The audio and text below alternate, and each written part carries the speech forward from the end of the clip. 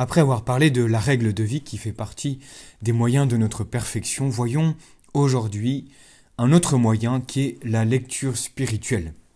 Il faut bien comprendre qu'elle complète et prolonge la direction spirituelle et nous allons donc en exposer son utilité et les dispositions nécessaires pour profiter au mieux de cette lecture. Au premier rang se place évidemment la lecture de la Sainte Écriture et surtout du Nouveau Testament. Les âmes vraiment pieuses font leur délice des saints évangiles puisque nous contemplons la vie même de notre Seigneur. On y trouve donc les enseignements et les exemples de Jésus et rien ne nous forme du mieux possible à cette solide piété. Rien ne nous entraîne plus efficacement à l'imitation de notre divin Maître. Cette lecture nous permet donc d'adorer le Verbe de Dieu, caché sous l'écorce des lettres, et nous le supplions de nous éclairer, de nous faire comprendre, de goûter et de pratiquer ces enseignements. Cette lecture est finalement une méditation, un pieux colloque avec notre Seigneur. Mais il faut bien sûr lire aussi l'Ancien Testament et, de manière toute particulière, le livre des psaumes, qui se trouve à la première place. Comme le dit le Père Lacordaire, le psautier était le manuel de la piété de nos pères. On le voyait sur la table du pauvre comme sur le prie-dieu des rois. Il est encore aujourd'hui dans la main du prêtre, le trésor où il puise les aspirations qui le conduisent à l'autel, l'arche qui l'accompagne au péril du monde, comme au désert de la méditation. Ce livre, qui est un livre de prière par excellence, en ce livre se trouve exprimé justement un langage plein de vie et d'actualité même. Nous y trouvons les plus beaux sentiments d'admiration, d'adoration, de crainte filiale, de reconnaissance et d'amour, avec aussi des supplications les plus ardentes au milieu des situations les plus variées, et les plus angoissantes aussi supplications, les appels à la justice divine, des cris de repentir du pécheur, l'espérance d'un miséricordieux pardon et les promesses d'une vie meilleure. Nous trouvons dans ce livre des psaumes qui contient donc ces 150 poèmes, 150 prières, nous y trouvons tous les états d'âme. Mais pour nourrir notre âme, nous avons aussi tous les auteurs spirituels qui depuis 2000 ans, sont comme les interprètes de Dieu et sont donc pour nous des maîtres et des moniteurs.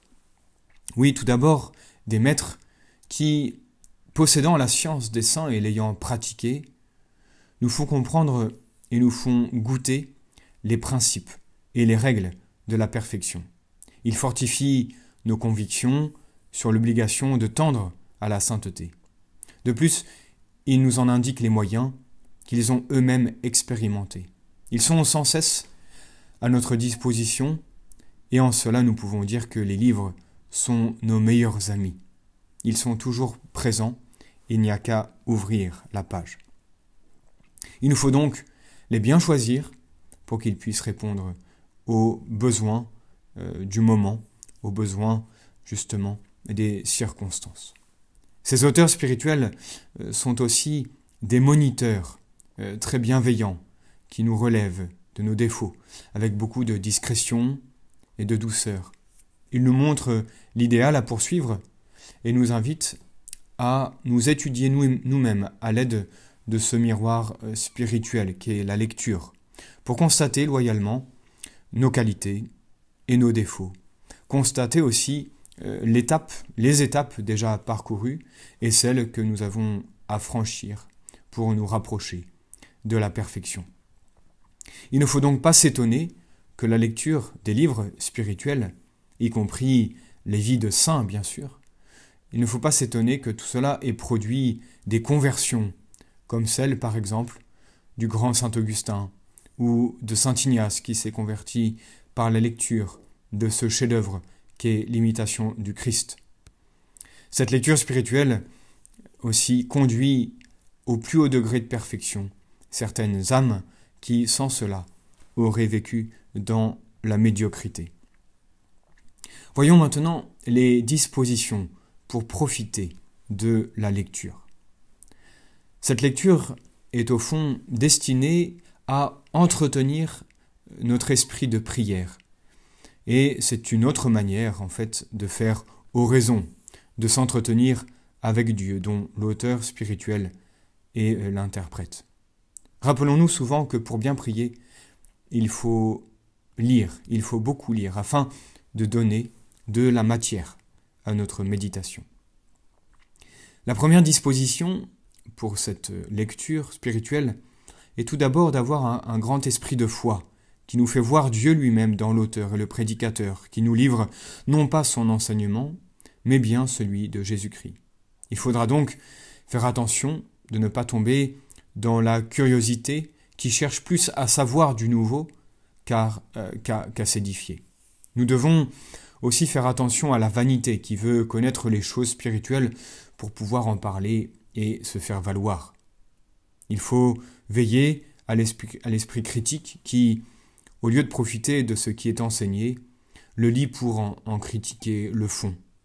Notre seul but dans la lecture est de profiter au maximum de ce que l'auteur veut nous faire comprendre pour pouvoir en vivre.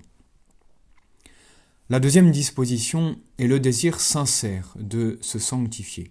On ne profite en effet des lectures que dans la mesure où on y cherche sa sanctification.